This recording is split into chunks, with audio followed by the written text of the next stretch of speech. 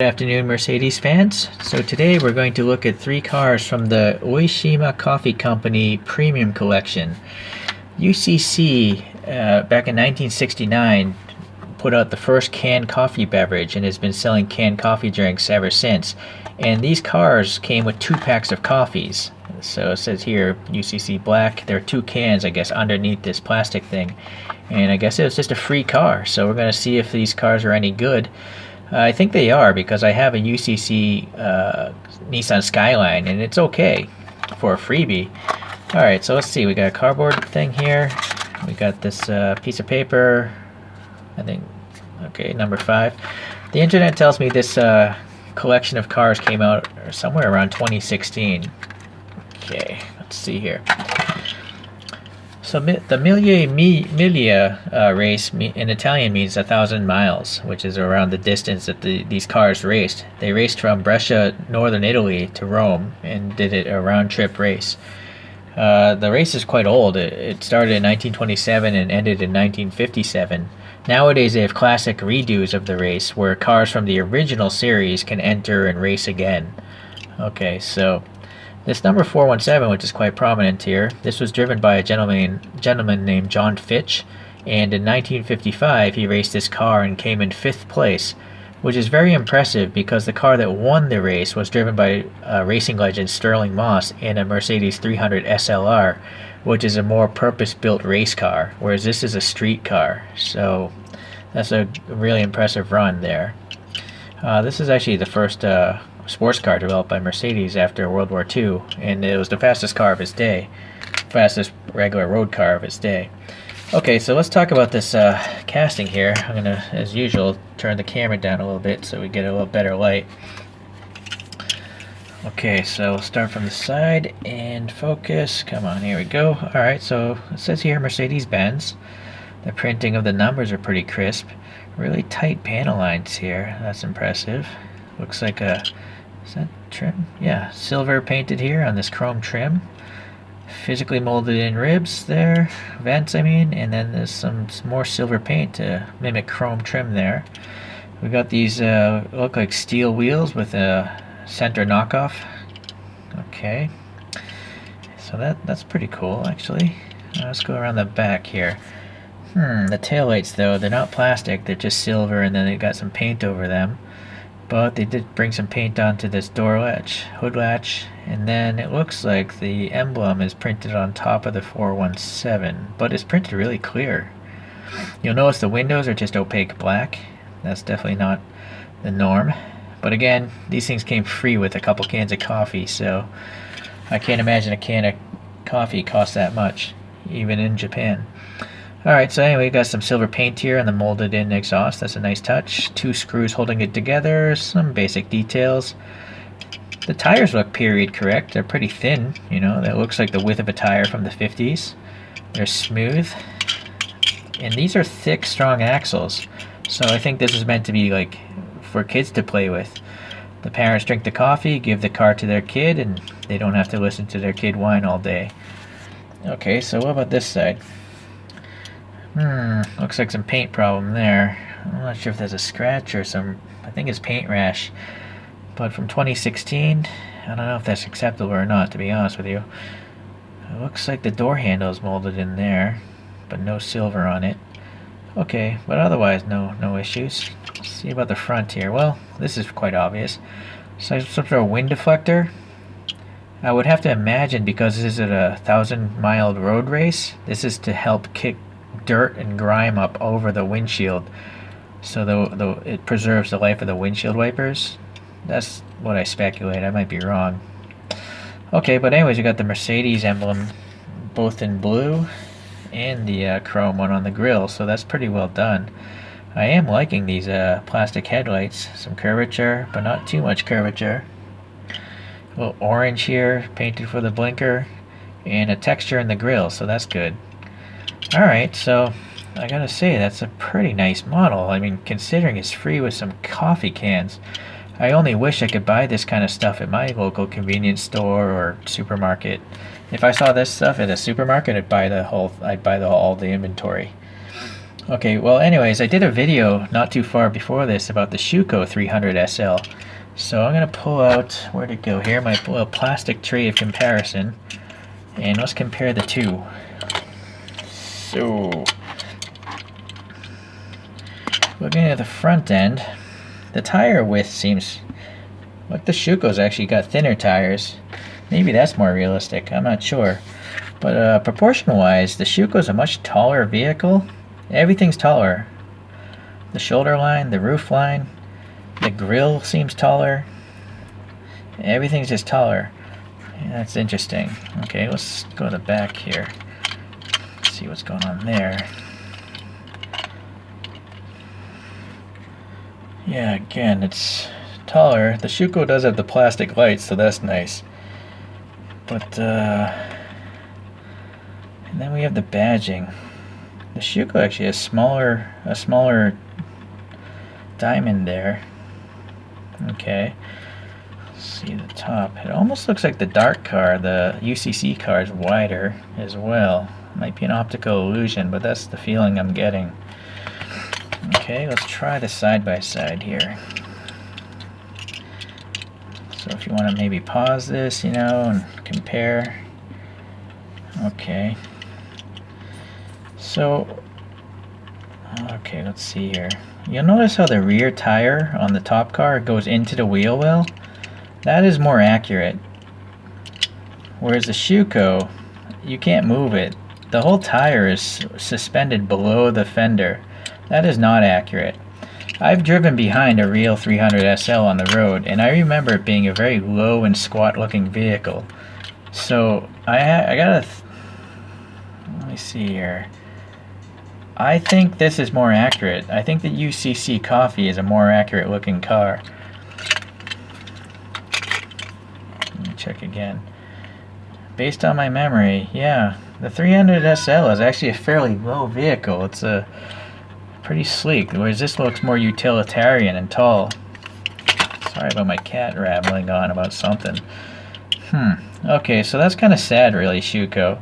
You're a German toy company and you can't even get the greatest German car correct. Mainly because the wheels are just too low. This axle should be riding a lot higher so you can't see the top of the tire. But on this one, see, the top of the tire is hidden by the eyebrows a little bit. It should actually be even lower than that, when I look at pictures of this car. Okay, well, that's interesting.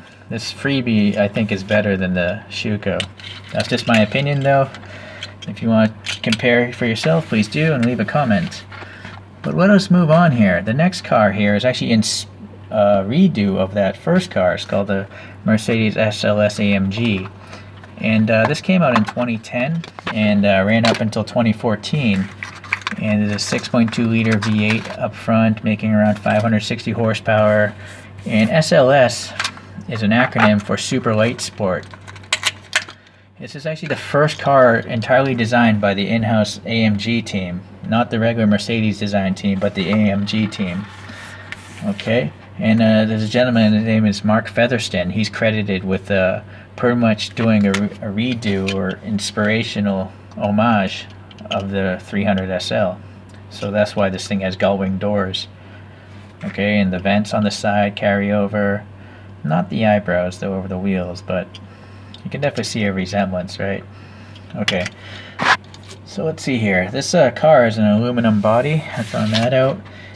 And there was actually an electric version of this car making almost 800 horsepower. I never knew that before. Okay, let's look at the top view. We got some texture in the grills here and silver for those strakes, so that's good. The Mercedes emblem looks pretty good, both in the blue and the chrome. The grill's really nice. It's textured here. Texture. Plastic inserts. The wheels, alright, good. My Skyline has blocked off wheels if I recall, but this one you can actually see air going between the spokes, so that's much more realistic. Very nice. Okay, and there's a little 6.3 liter badge here, so this must be a newer one, not the very first SLS. Okay, in the back here it says SLS, the Mercedes star, and then AMG. Really crispy printed, very nice. Unfortunately, the taillights are not plastic, they're just paint. red and silver, but they look pretty good for paint. Exhaust tips are nicely painted, and there's depth to them, so that's good. Well, texture here is good. A little silver paint for something. I don't know what that is. A light, maybe? Not sure. The bottom. Wow, that's actually really detailed for a bottom of a car. Much better detail than Kyosho, for sure. Really impressive, actually. Weird that there's no brand, though. There's no UCC or a description of the car. And this only has one screw. So this plastic must be part of the base, and it probably fits into that slot and it gets trapped that way. But look at these axles again. Super strong, so it's meant to be played with. Yeah. So for the rolling people, fans of rollers, this is definitely a rolling car. It's decent weight, not very heavy, but it's okay. Okay, so top here we've got the gull wing door outlines. Not so bad. A little scratch on my windshield. Again, opaque glass. A little gas cap over on this side. What's going on here? Oh wow, look at that. It's actually molded and silver. So that's very nice too. I'm not sure what this is. Third brake light, I'm guessing? Yeah, sure, it must be. So this is a nice model. I don't really see any paint defects. No major scratches, gouges, or bubbling. Not much orange peel. It's pretty good. So that's impressive again, I gotta say. Let's pull out the little coaster of spinniness. Let those spin around. And let's get to the last car then. So what this is the AMG GT.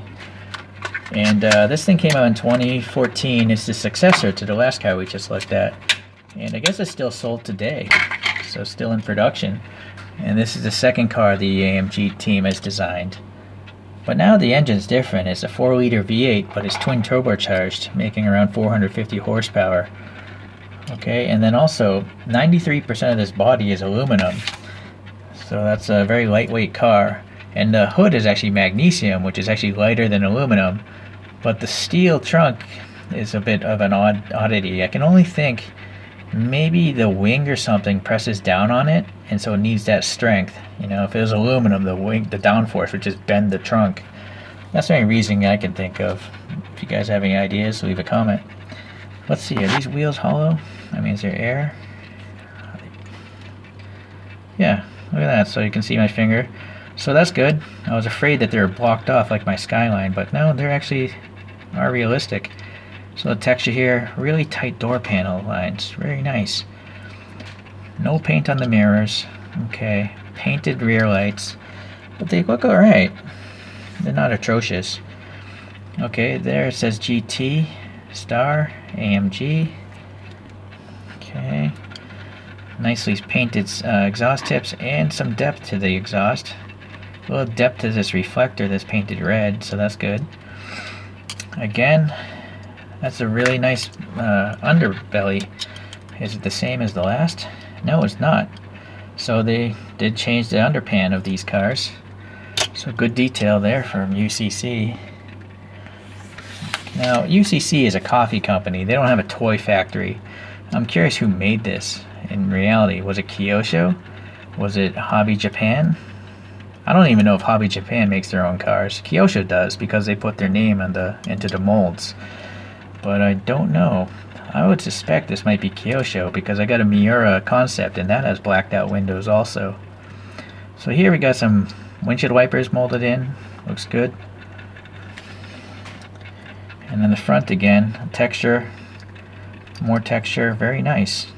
And then the blue star and plastic lights. Yeah, one screw here again, so this belly pan is grooving into the diecast there, or probably both.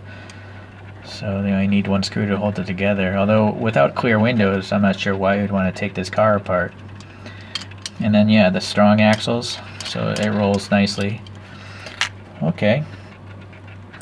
So now, it's a little bit of a different car, but I happen to have a future variation called the GTR, and this one's from Tarmac Works. So I was just curious, let's pull out the tray of comparison and see how these cars differ or look alike. It's kind of an evolution, right?